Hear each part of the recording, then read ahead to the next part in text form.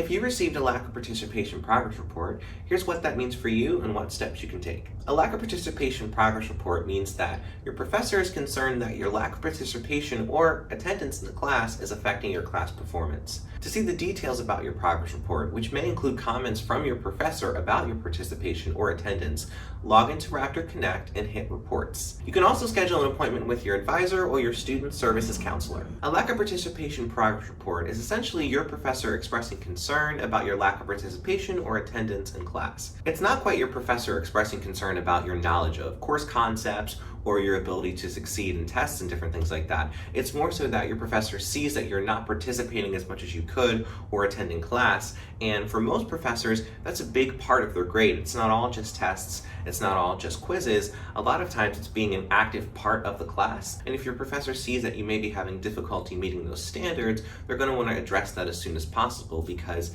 it's a big part of their grade. So the first thing you're going to do is log into RAPTORCONNECT to view the report details, which may include comments from your professor about your participation or attendance.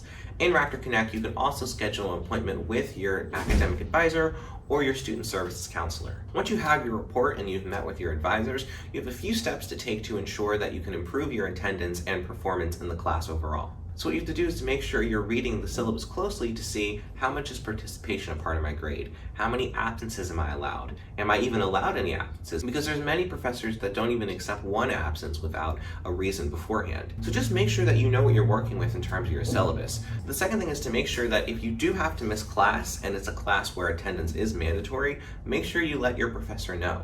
A lot of times professors, they just want to know, make sure that you're all right, make sure that nothing happened, and outside of that, they want to know that you take the class seriously. And the last thing is to make sure you're reaching out to classmates to catch up on notes, lectures, any exams coming up, just so that you're in the loop for the class. Some professors require active participation in their classes.